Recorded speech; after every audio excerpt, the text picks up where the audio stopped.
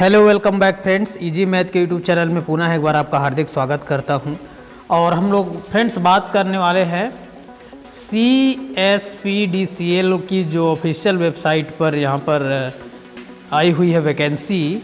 ठीक है, लाइनमैन है ना, लाइन परिचारक के पदों पर रेगुलर भर्ती के लिए विज्ञापन जारी किया गया है।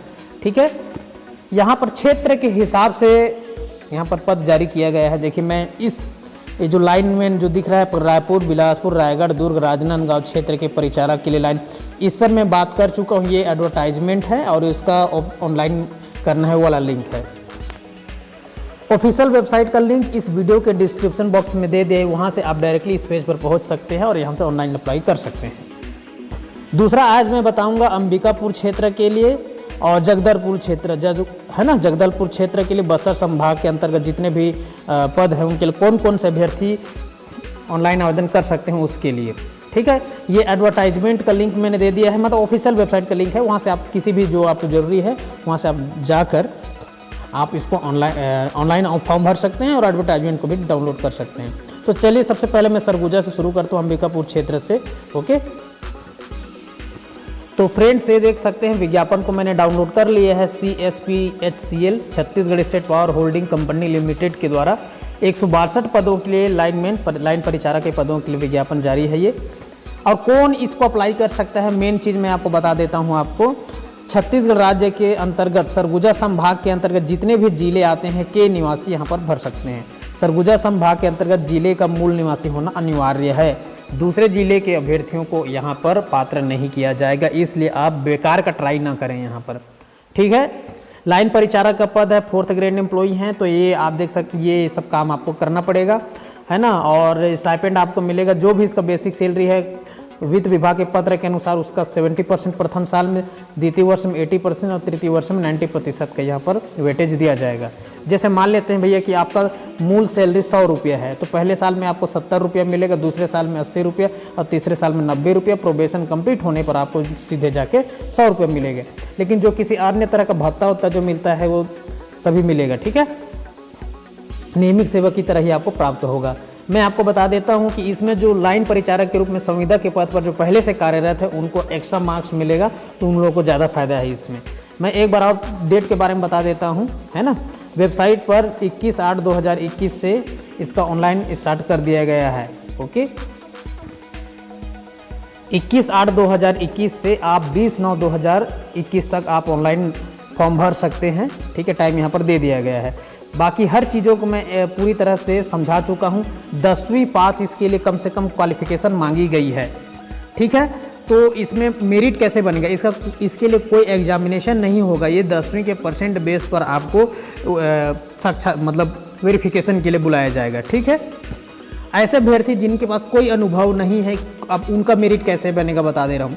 मान लेते हैं कि आपने 10वीं में कितना परसेंट लाया है, 90% लेके आया, आपने पास किया 10वीं पास। ठीक है, 90% से आपने पास किया है, तो 90% का 70% कितना होगा, 90 गुणा यहाँ पर 70 भागित 100 करके निकाल लो, ये कैंसिल हो गया, 9 7 56, तो आपको 56 अंक मिले किसके, 90% लाने पर। तो इसी प्रकार मेरिट बनेगा। अब मान लेते हैं कि जो 90% वाला व्यक्ति है उसके पास अनुभव भी है, उसने इस डिपार्टमेंट में ये वाला चीज़, चलो 1 से 3 वर्ष तक उसके पास एक्सपीरियंस सर्टिफिकेट है, तो उसको 20 अंक मिलेगा। मतलब 56 में आप 20 जोड़ दो। ठीक है, तो ये 6 और 5 2 7 76 अंक हो गए। ठीक है, ये इस तरह से 76 अंक।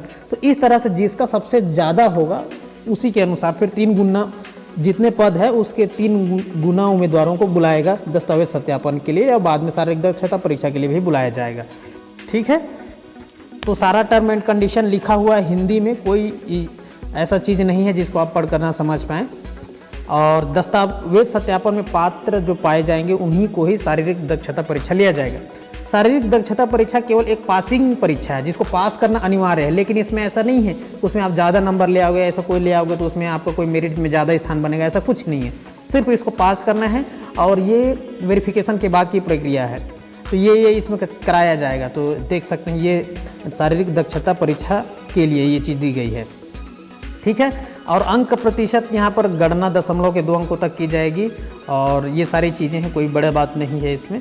एक चीज़ और बता देना चाहता हूँ कि हाँ, अभी क्या है, रिसेंटली ही बहुत से लोग हैं जिन्होंने 10वीं में बहुत अच्छे नंबर से पास हुआ है, लेकिन मैं उन सभी को बता देना चाहता हूँ कि आपका न्यूनतम आयु 18 वर्ष कंप्लीट होना चाहिए। ठीक है, आयु सीमा गणना 1/1/2021 के आधार पर निम्नानुसार की जाएगी। मतलब 1/1/2021 की तिथि में अगर आपने 18 वर्ष कंप्लीट कर लिया है तब इस वैकेंसी के लिए आप एलिजिबल हैं। अधिकतम आयु सीमा ये देखिए, इस नाराक्षित के लिए 40 वर्ष, अनुसूचित जाति के लिए 45 और ओबीसी एसटी एससी सब के लिए 45 वर्ष है। 45 वर्ष से किसी भी स्थिति में छूट मिलने पर उससे ज़्यादा नहीं होगा। ओके, ये सारी चीज़ें हैं। और किसी भी बोर्ड मान्यता प्राप्त बोर्ड से आपका 10वीं पास होना चाहिए, स्टेट बोर्ड से हो चाहे सेंट्रल बोर्ड से, ICSE जैसे जो भी है, ठीक है, मान्यता प्राप्त बोर्ड से होना चाहिए। जो नियम और आरक्षण के लिए दिया गया सभी चीज़ें दी गई हैं। कैसे ऑनलाइन आवेदन करना है तो मैं लिंक डिस्क्रिप्शन बॉक्स में दिया हूँ। अगर वो लिंक अगर काम नहीं कर पाता है तो आप इस वेबसाइट पर आ सकते हैं www.cspc.co.in। ठीक है, यहाँ पर आकर ऑनलाइन आवेदन कर सकते हैं। और यहाँ पर अन्य आरक्षित और अन्य पिछड़ा वर्ग मतलब जनरल और OBC के लिए 300 रुपये एवं अनुसूचित जाति अनुसूचित जनजाति के उम्मीदवारों के लिए 200 रुपये यहाँ पर फीस रखा गया है। ठीक है, और सरगुजा संभाग के अंतर्गत आने वाले जितने जिले के अभ्यर्थी हैं वो लोग अप्लाई कर सकते हैं। एक बार यहाँ पर पदों की संख्या को देख लेते हैं। मतलब कैटेगरी वाइज अनारक्षित के लिए 41 पद है, अनुसूचित जाति के लिए 7 पद है, अनुसूचित जनजाति के लिए 84 पद है, अन्य पिछड़ा वर्ग के लिए 30 पद है। कुल मिलाकर 162 पद पर यह वैकेंसी जारी की गई है। इसी तरह से बस्तर संभाग में भी जारी किया गया है, अभी आपको बताता हूँ। लेकिन देख सकते हैं यहाँ पर आपको सैलरी, इसका बेसिक सैलरी क्या है, यहाँ पर पे स्केल है ना, पे मैट्रिक्स इसका 14,800 से 33,000 तक है, जिसमें वेतन भत्ते मिलाकर और सैलरी बनेगी। इसका आपको इसी का 70%, 80%, 90% मिलेगा। ठीक है, प्रथम 3 ईयर्स में। यहाँ पर एक बहुत ही इंपॉर्टेंट फैक्ट दिया गया, अनुबंध एवं सुरक्षा निधि। ये आपके लिए बहुत ही इंपॉर्टेंट है, क्योंकि अगर आप जॉब छोड़ते हैं तो कंडीशन में क्या क्या हो सकता है। देखिए, पहला, लाइन परिचारक के पद पर चयनित उम्मीदवार की नियुक्ति परिवीक्षा पर की जाएगी। परिवीक्षा पर नियुक्त परिवीक्षार्थी द्वारा पावर कंपनी के साथ 4 वर्षों के लिए अनुबंध निष्पादित किया जाएगा। मतलब एक 4 वर्ष का आपका एग्रीमेंट साइन कराया जाएगा। ठीक है, और एवं राशि, कितना राशि लिया जाएगा एवं राशि रुपये 50,000 रुपये राशि सुरक्षा निधि के रूप में जमा की जाएगी। अब यहाँ 50,000 रुपये आपसे लिए जाएंगे, ऐसा भी हो सकता है। ये तो आपकी सैलरी से प्रथम जो सैलरी वोलरी होगी उसमें से काट लिया जाएगा, ऐसा भी हो सकता है, क्लियर नहीं है। ठीक है, अनुबंध जैसे समाप्त हो जाएगा तो आपको उस पैसे को दे दिया जाएगा। लेकिन यदि परिवीक्षार्थी परीक्षा अवधि में पावर कंपनी से त्याग पत्र दे देता है अथवा उसका स्थायीकरण नहीं हो पाता है किसी भी स्थिति में, तो ऐसी स्थिति में आपने जो 50,000 रुपये की राशि जमा किया उसको वापस नहीं किया जाएगा। 2 स्थिति है, अगर आप स्थायी नहीं हुए, हो सकता है आपने परीक्षा विधि पर अच्छे से काम नहीं किया है या किसी वजह से आपको अनुपयुक्त पाया जाता है, तो इस स्थिति में 50,000 रुपये वापस नहीं किया जाएगा। और रिजाइन देते हैं तो ठीक है, दूसरा ये है।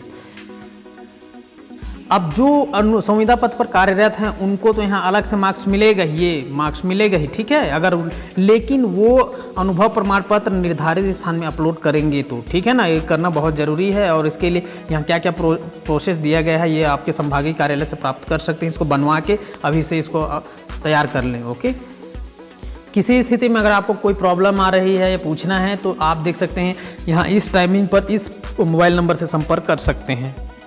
ओके, तो फ्रेंड्स ये देख पा रहे होंगे आप बस्तर संभाग का, यहाँ पर बस्तर संभाग के जिलों के लिए यहाँ पर मूल निवासी होना अनिवार्य है। और यहाँ पर 138 पदों के लिए विज्ञापन जारी किया गया है। बाकी जो चीज़ें मैं आपको बताया सेम चीज़ें इसमें भी अप्लाई होती है। ठीक है, और 21/8 से आप 20/9 तक इसका ऑनलाइन फॉर्म भर पाएंगे। बाकी सारी चीज़ें वही है, कोई इसमें चेंज नहीं है। ठीक है, मिलते हैं नेक्स्ट वीडियो में, तब तक के लिए जय हिंद, जय जोहार।